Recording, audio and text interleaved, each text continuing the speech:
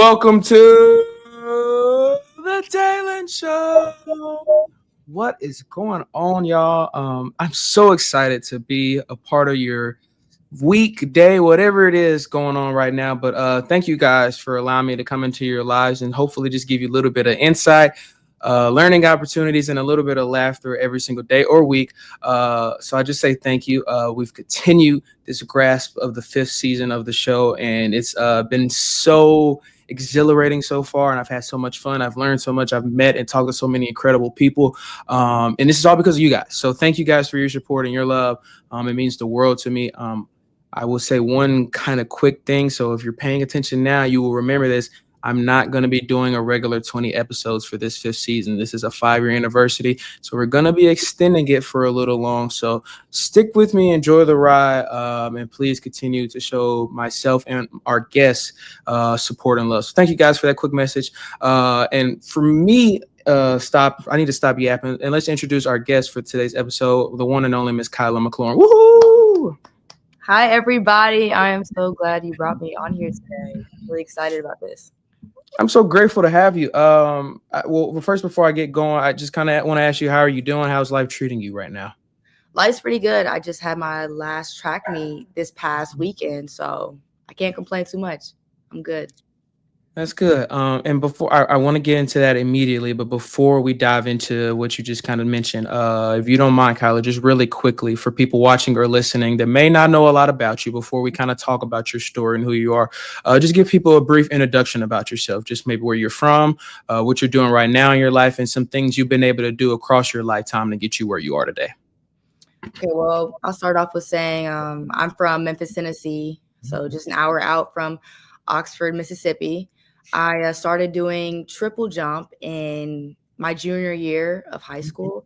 Next thing you know, I'm going to college at Ole Miss, competing in 4 years. And then I'm like, wait, I have a COVID year. So we extended that to my super senior year. And now I am getting my MBA. So now I am looking into getting into medical device sales. Okay.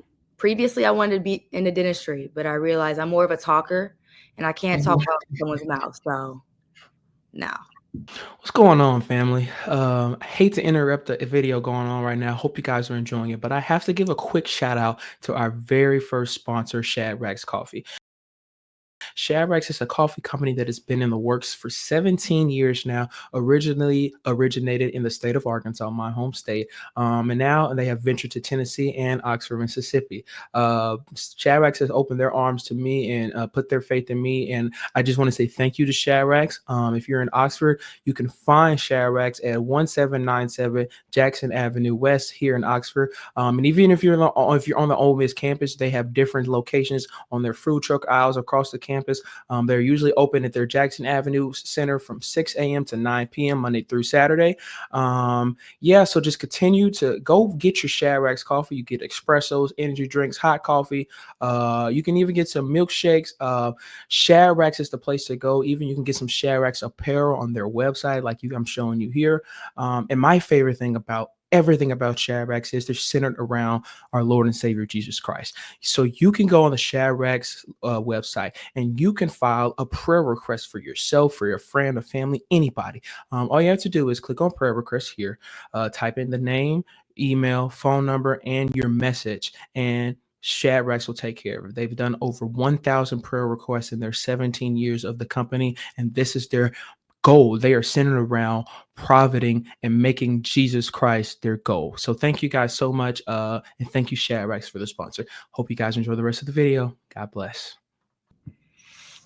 Well, let's dive right into it. I know you just mentioned that you just had your final track meet of your college career. Just talk about what this past weekend, that experience was like, but also just your emotions and thought as you kind of went through your final trial run of your collegiate career. Well, I love that question because I truly loved every moment of last week. Just getting to see all of my teammates, getting to see all the reactions on my coaches' faces, It was a great experience. I could not have asked for anything better. I am truly blessed. The week before, though, I had a lot of anxiety going into it. I'm like, oh my gosh, what if I don't compete well? Like, what if I don't take the time to watch my teammates? Mhm. But just praying every single day that week helped me into that previous week. Um, so I just really took advantage of being there with my teammates and coaches. You just brought something up, and for everyone watching or listening, I will link her social media pages in the introduction of the videos and in the descriptions. But when I look at your social media, I see a plaster of the Lord Jesus Christ, and the man up above. That's been a theme for a lot of the guests so far, and obviously myself over the 5 years. That for people that have been keeping them, and if you're new, that's a huge part of my life. That is my life, and that is what this show is centered around. So for you, just talk about your relationship with God. Just kind of what it means to you to have a relationship with Jesus and how he's continued to push you forward in a world that's kind of a little bit scary right now. I would say God's always been right by my side, but I wouldn't say it's been till like a year or two that I really noticed and seen and heard that he's been right by my side. I would say as recently as in August is really when I put my head in the Bible. It started out with just opening the Bible. I didn't have a Mhm. plan or anything. I would just look in there. I'm like, okay, this is what God wants me to read today. And then that trickled into Bible studies. And then that trickled into speaking at Christian athlete events. Yeah. And I've just been having fun with it. I'm learning what it means to worship God and to use his words in the Bible to help encourage others and influence others to also read those words in the Bible. So it's been fun. I love that. For a kind of another piece of common themes that I've had throughout this season so far is uh talking about things that maybe people wouldn't expect that my guests have been through or done. And when I say that is, I've had some guests that talked about, where they are today, but they had not the best GPA in college or high school, or in high school, they didn't have the best ACT score, et cetera, et cetera. And I love that because I have a close buddy who just found God not too long ago. And it's changed his life for the better. And I think people from the outside world that kind of want to get into Jesus and the Bible think that, oh, I didn't grow up in this, or I don't have a factual relationship already, that they can't just open the Bible and start. So I love that you said that, and thank you for your honesty for sharing that. um and I want to go back to your childhood growing up in Memphis. What was that like? What did Memphis teach you to maybe help build you to the young woman that you are today?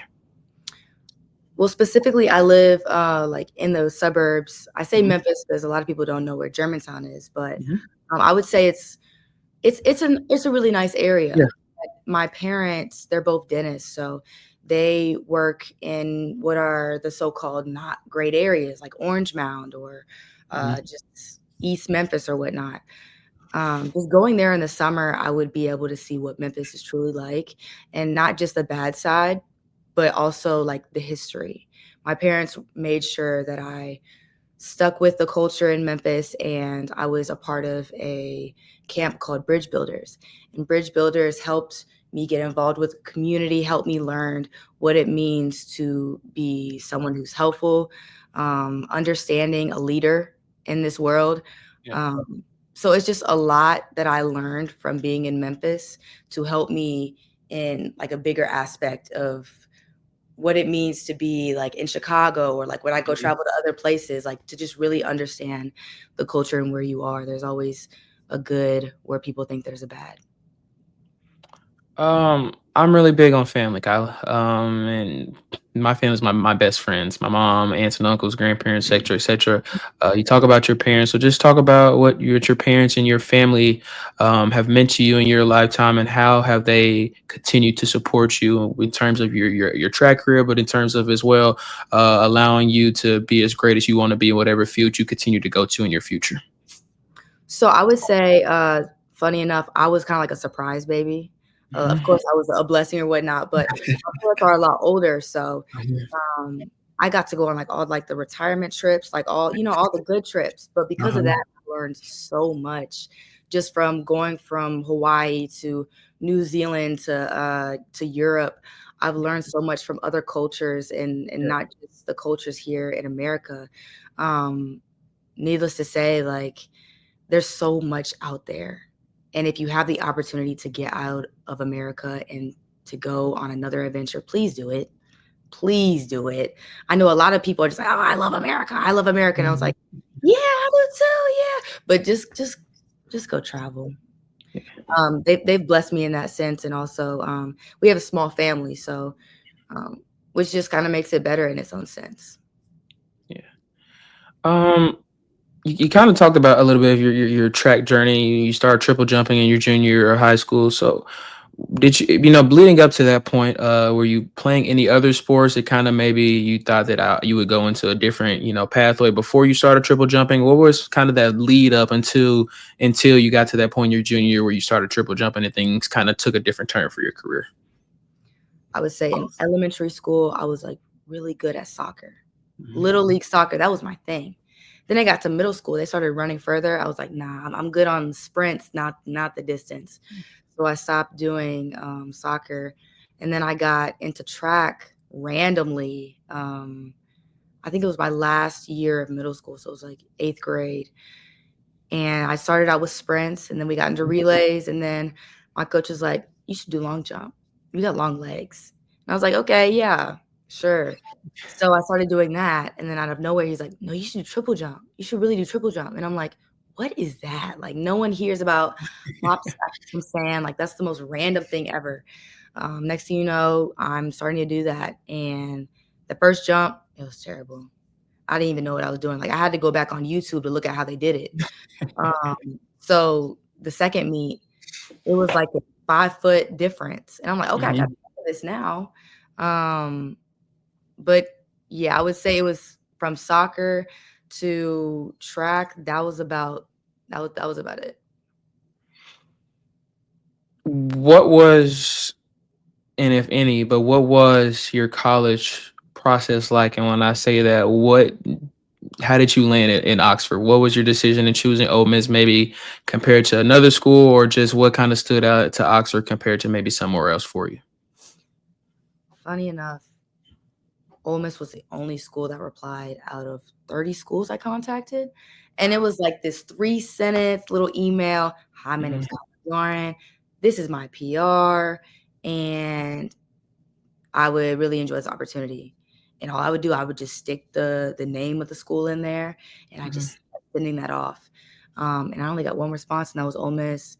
And I remember in the email, he was like, "It looks great that you reached out to me first. Like, we would love to have you on an official visit." And I'm like, "This is God.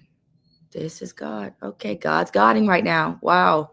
And the moment I stepped on campus, I knew I was home. Yeah.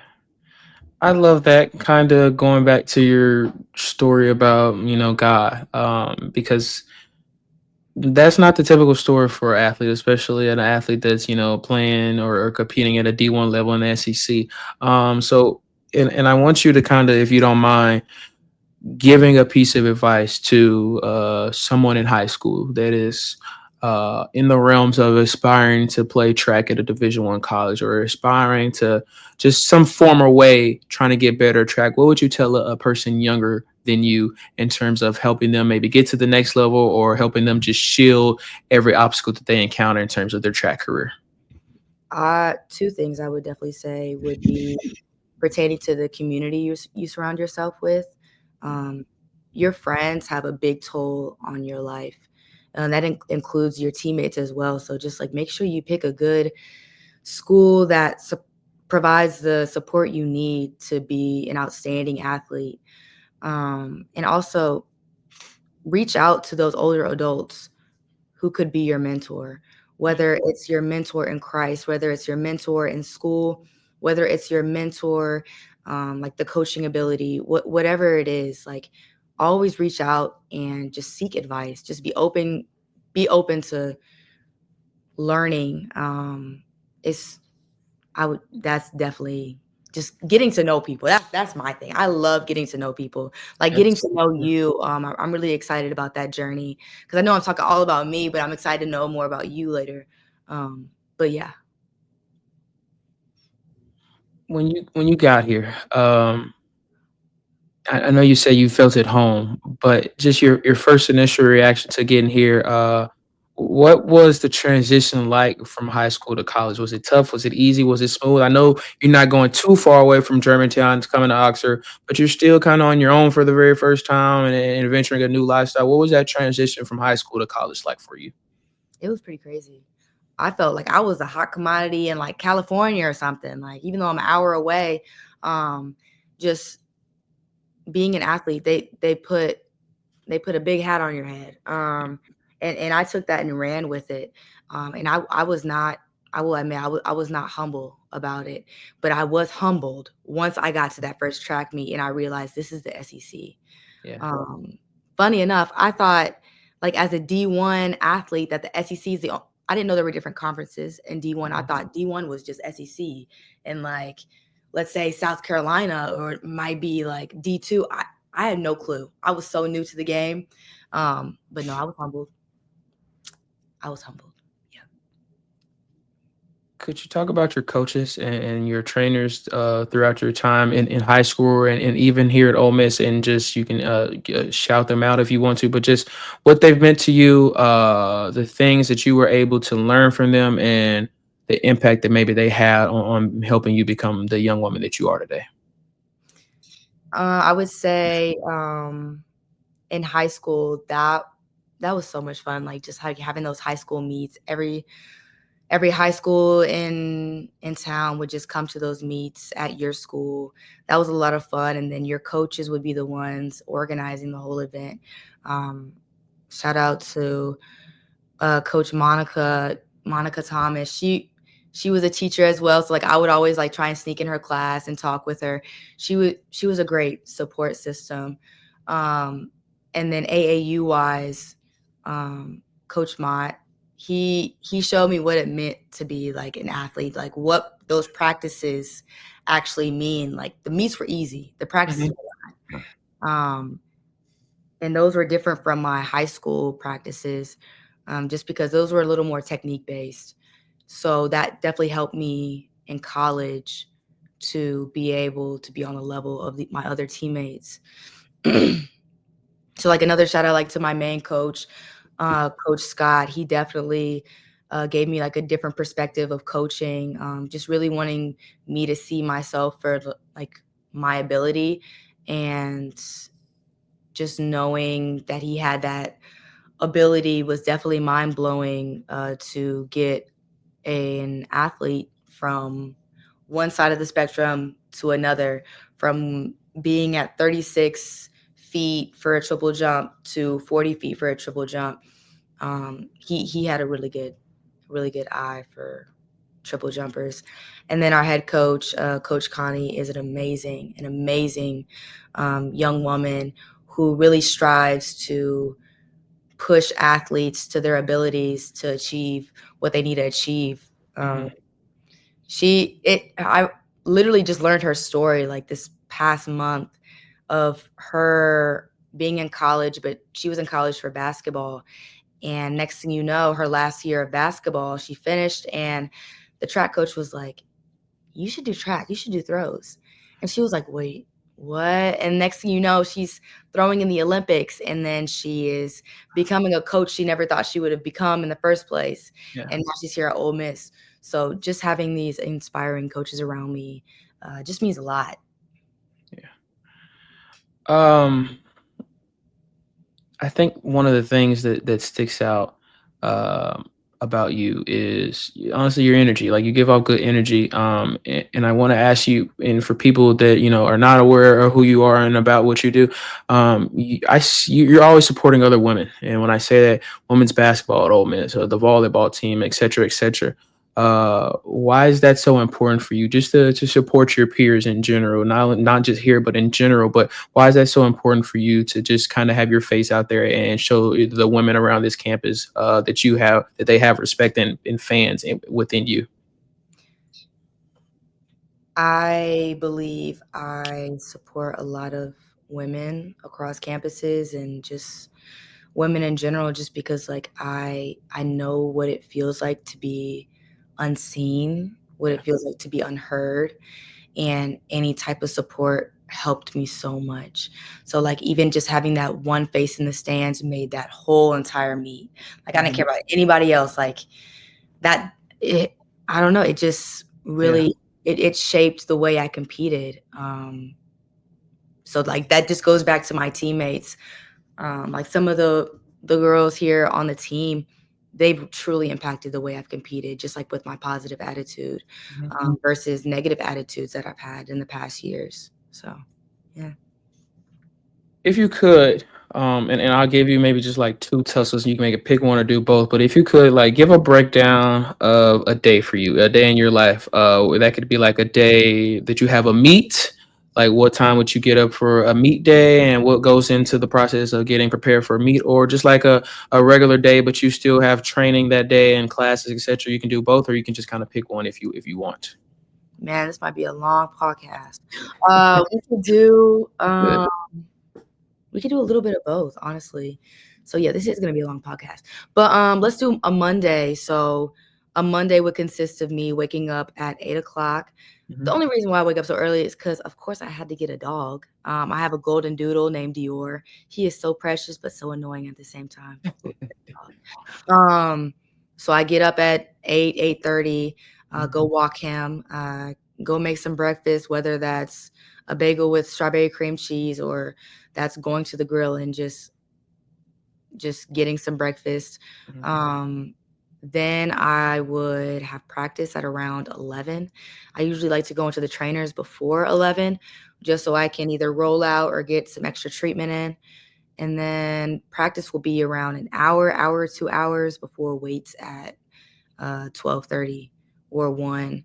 But because of my schedule this semester, I have class at 2 every single day, Monday through Thursday, 2 to 4:30. That's hard because I have ADHD. So after that, I go home. After class, I go home, and then I go walk my dog. Then I go eat, and it really depends on the Monday. Sometimes I go do yoga. Sometimes I don't have time for a nap ever. I go straight to doing homework till like 10:30, 11. Barely any time to be on my phone, but sometimes I have to make time to like make content and stuff. But yeah, no, that's what one of my days looks like out of the 7. And let's say a meet, let's say I go to Arkansas. Honestly, that's my favorite indoor track facility, Arkansas. So we would get in town like a day before, 2 days before we compete.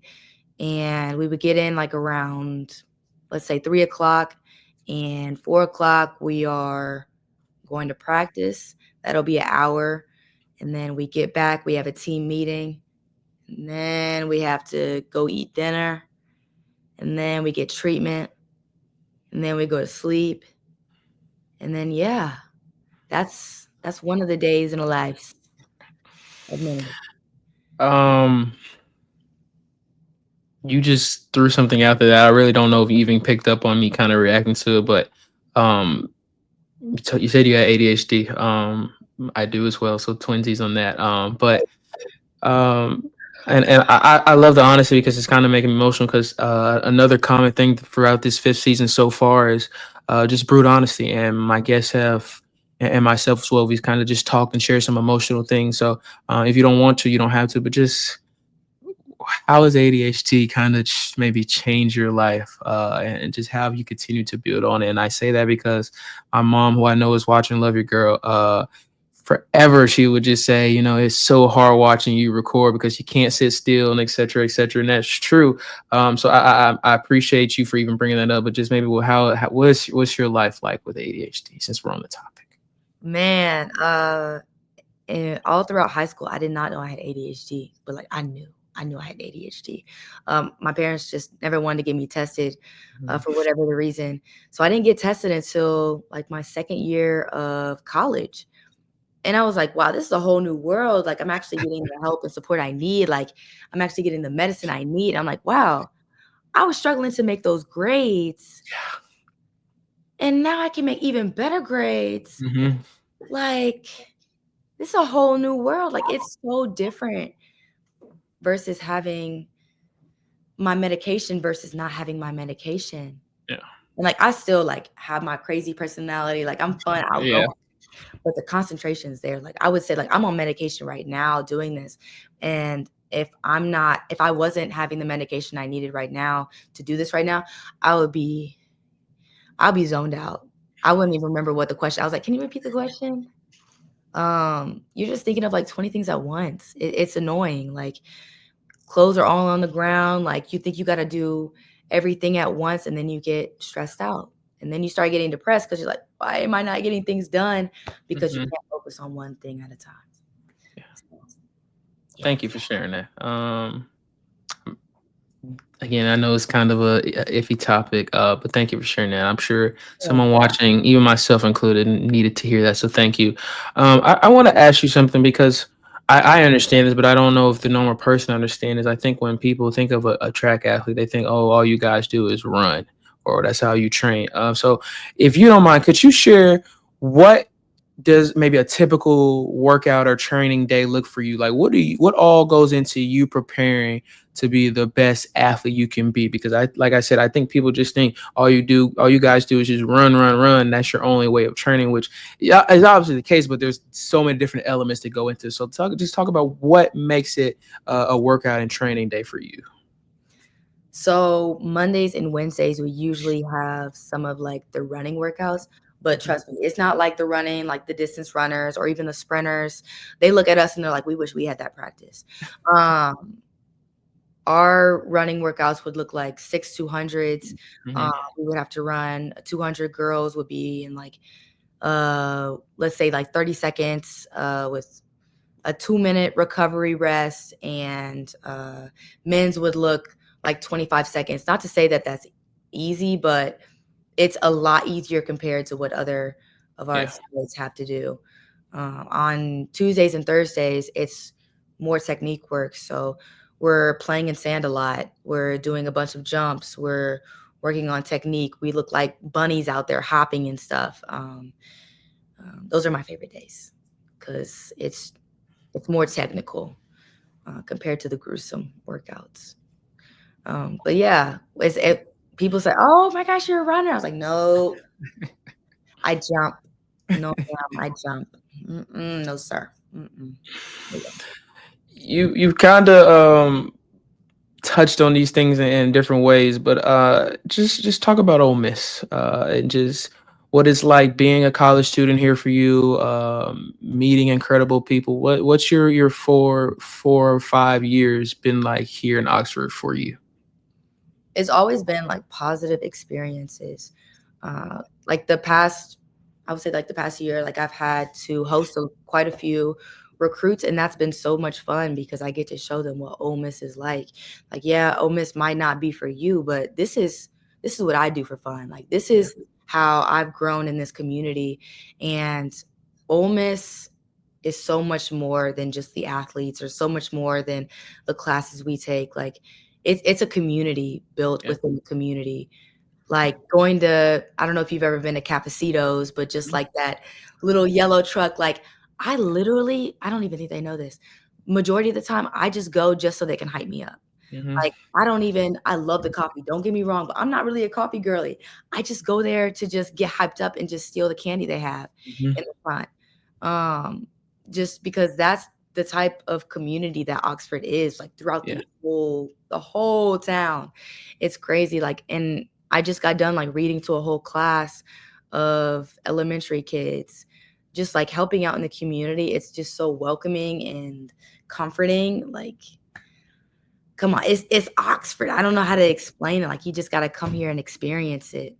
Um, it's great. I love that you shared that. I'll make sure Cabecitos see this. They are ran incredibly, and like you said, for people that don't, are not here in Oxford, never been, uh, and I can even share this on social media in some sort of way with this episode. But that literally is what they do. Like literally, I'm not a coffee person myself, and when I first met them, I was actually doing a video project, and I was just uplifted by their energy and what they did, and just how they interacted with people. So that's actually so real. and so relating because I kind of shared my little testimony over some episodes about my time at Ole Miss and Oxford, and I always say the best thing here is the people. And I've met some incredible people here, people that have changed my life, people that have just stored so much knowledge and trust and hope in me, but as well just amazing people that are literally living the dream in this little college town. So I love that you share that because I think that people look at Oxford and they're like, what can you possibly do in Oxford, Mississippi? And I'm like, you'd be surprised that you could have a lifetime of enjoyment in 4 or 5 years here just by this small town. So thank you for sharing that.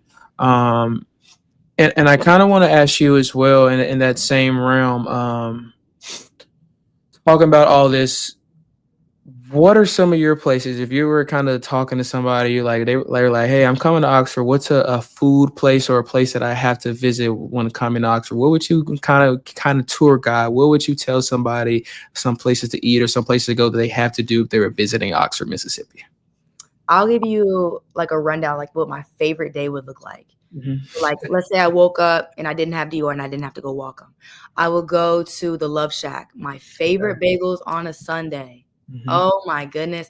I don't care how long that line is. You get to meet some amazing people in line. Yeah. And I know that's the whole purpose of it. That some people don't realize, but like they're worth it because I come out with like 20 bagels because I'm hungry anyways.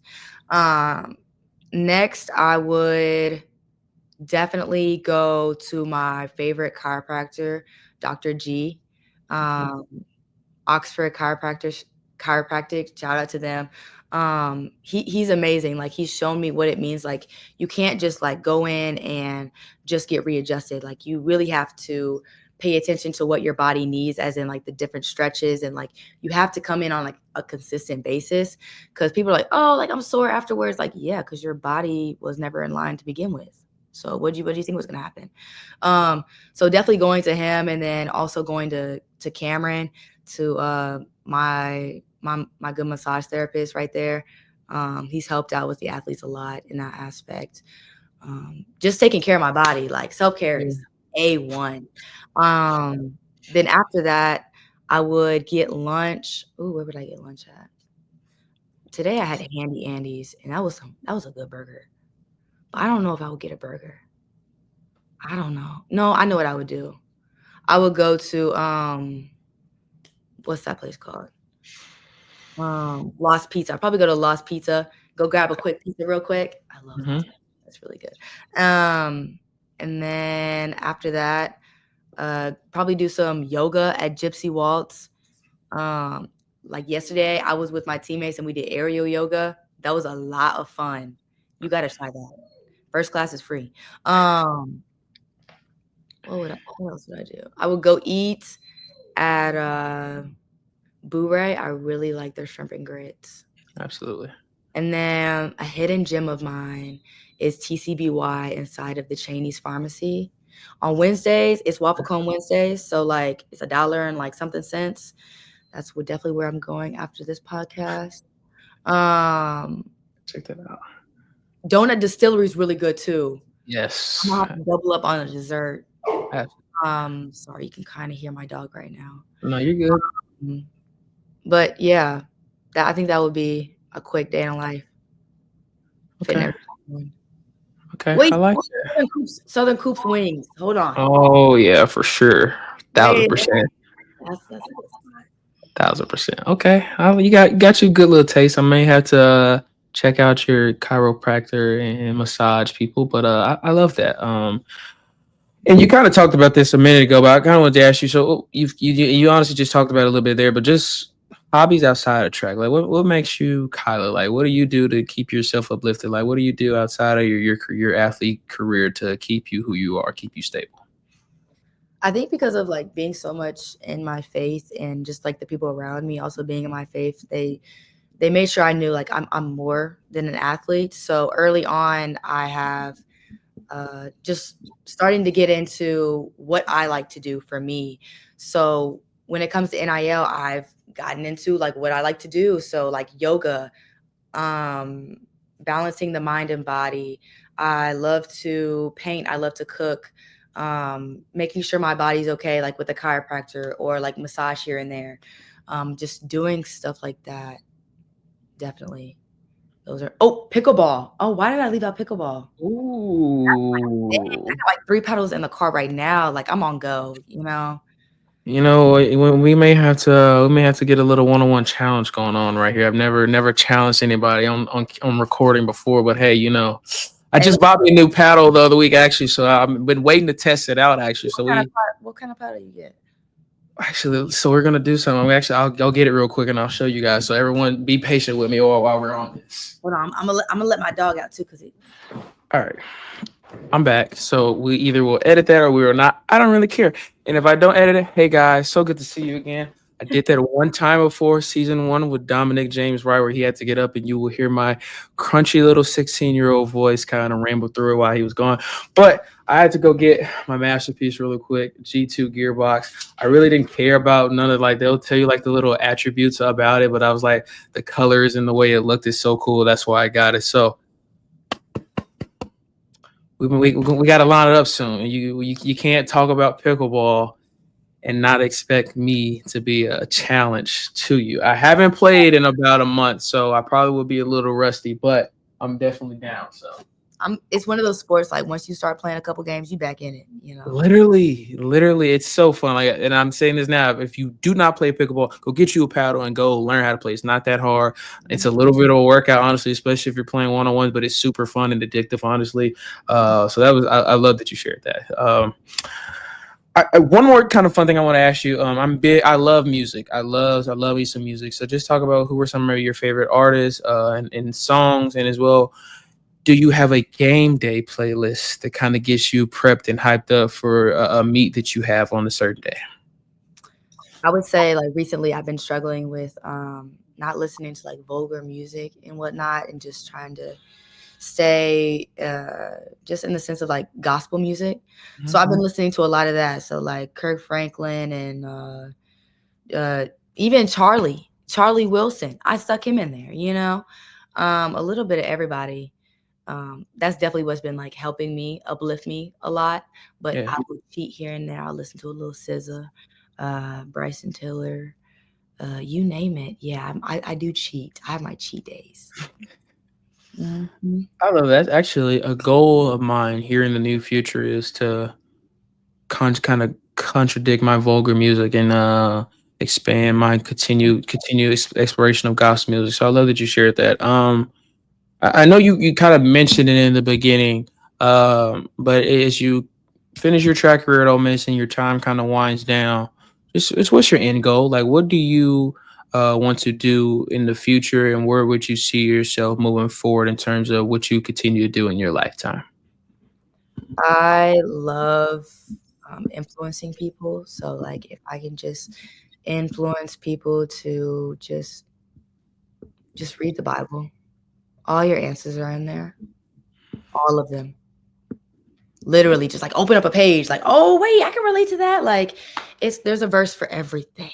Everything. Um and then another thing, well, honestly, that's the main thing right there. That was mainly what was on my mind. Thank you. And before I ask this, you can just kind of say what you just said right then, or you just say, that I just shared it. But there's always like kind of a question that I asked before I kind of wrap up, and it's two questions in one. I'm sure you're probably gonna say something similar. But the first question is, what advice would you give to someone listening? I know you gave a piece of advice earlier to a young track athlete, but what advice would you just give to everyone watching or listening now, just about life and it's things that you've been able to experience and something that you want to share to people to help uplift them or continue pushing them throughout their lives and their days? And secondly, I'm big on legacy and just kind of doing things and doing what I love, but also making sure my name and who I am is being talked about and remembered in a positive manner. So when people hear your name, when people hear Kyla McLaurin, what do you want to always be remembered for? What do you want people to always know about who you were as a person? I'll say what I want people to remember. Well, I'll give advice first. Mhm. I'll say the Let Them Theory by like Mel Robbins. I would definitely look into that. But mainly it's about not not taking people so seriously. Like, it's not always about you. Like, if there's ever a situation and someone did you wrong, like, that person could be going through something. You never know. But at the end of the day, you can't let something like affect you that you can't control. So just every day, just try and be positive. Say hi to at least one person. Because you never know what someone's going through. And it's never good to like keep a grudge with anybody. So the Let Them Theory, great podcast, great book, all that good stuff. And what I would want people to know me for? That's a great question. But I guess I can just piggyback off with like what I hear people say continuously about me. That I have a positive energy. I'm understanding. I'm optimistic. Always willing to learn, and I want people to know that like I always care. I'm genuine. Like if I'm saying something the wrong way, and I notice that I'm saying it the wrong way, like I'm gonna ask you, how can I say that in a better way?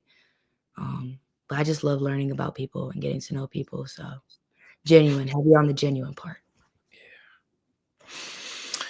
Thank you. Try not to cry. And I don't care. I'm a dude. Yeah, I cry on camera too. But that's like so relatable, honestly. Someone asked me that, and I is a guess, and I feel like the few times that it is asking me, I feel like it changes a lot. But that's always like a very prominent part about who I am, is just trying to be genuine and like making sure I do right by all people. And like you just talked about, if I'm saying something wrong, I want to ask like, how can I say it better? So thank you for sharing that, honestly. One more thing that I want to do that I've started the end of season 4 that I've continued doing is something I call quick hitters. So I'm just going to ask you a series of quick questions, and you just kind of give me the first immediate like answer that comes to your mind. Okay. All right. So first, what would be your dream car? A Lamborghini Urus. Okay, I like that. Dream vacation spot. Cabo. Okay. You may have to think on this one, but if you could have dinner with 3 people, dead or alive, who would they be? Oh gosh. Take your time, famous. I think one would be Kiki Palmer. Kiki Palmer for sure. Okay. I want that. I want SZA there. One more. From oh my God, how did I miss her name? Her name's like Yasmin or something from Albert Elementary. Don't ask me. I don't watch TV, but I know what Albert Elementary is, though. But okay, the teacher off of Albert Elementary, definitely I would want dinner. We'll tie it in. Okay. Funny people. Okay, I love that. If you could only listen to one song for the rest of your life, what would it be? It would be, I don't know how to like pronounce it. You know what? It would be the song that goes like, "Ask me how I'm doing, I'm blessed." Yes. Okay. Shout out Charlie. Yep, Charlie. Okay. Favorite food? It would be lasagna. Okay. Oh, I like that actually. And my final question is, who is one person that you would like to see join me on the show for an episode? But the kicker is you have to help me get that person on the podcast. My best friend Riley Simmons. Okay. Well, Riley, here you heard it first. Don't blame me. I'm just a messenger. She brought it up, but no, seriously, Riley, we'll see you soon, hopefully. You will. Kyla, thank you. I enjoyed this a lot. I really did. It was great to officially meet you. And I'll say this really quick before we kind of wrap up too. And I've said this before, but for people watching or listening, the beauty of what I do is obviously I get to share people's stories, which is the goal and which is the ideology behind the show. But something that I think I've shared before, but if not, a lot of these people I've never had an actual conversation with before I get on camera with. And I think that's like the beauty of how genuine and authentic my conversations with them are. So this was our first like actual conversation. We've kind of texted before just trying to set this up, but like this was our actual first conversation. This was incredible. So thank you so much. Thank you for being honest. Thank you for being yourself. And thank you for continuing to uplift the people around you. I always try to tell my guests, whether you realize it or not, you're making an impact on someone's life. So please just continue doing that. And so thank you so much for joining me. I enjoyed it so much. And I wanted to say thank you for making me feel comfortable to come on here, and just for being so consistent on wanting me to come on this podcast, and really for like asking questions that really get the viewers' attention and really relate to the viewers as well. You do an amazing job with that. So I thank you. I thank you. Thank you so much. For you guys watching or listening, if you have not subscribed to the YouTube channel, please do. All of my social media links, even some of our merchandise is in the description down below as well. Yeah, you see here as well. You can find Kyla's social media in the description down below. Make sure you give her a follow, show her some love as well. This has been amazing so far. Like I genuinely sit back and can't like really like comprehend that I've been doing this for 5 years now. I swear we just started this yesterday, and here I am, 5 years.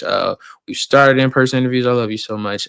We've, continued doing these, but I've enjoyed every second of this. Like I can't say that enough. So thank you guys for your support. Please continue to support, and as well, build your own legacy. I haven't said that before, but make sure you're doing things in the own manner that you want to be remembered for. So thank you guys again. I really hope you enjoyed this. I hope you learned something. I hope you laughed like we did. And I hope you go get a pickleball paddle and you start playing pickleball. Because if that didn't inspire you earlier, I hope that just did. So thank you guys so much. Continue to uplift others around you and continue to put God first. God bless you guys. Thank you so much.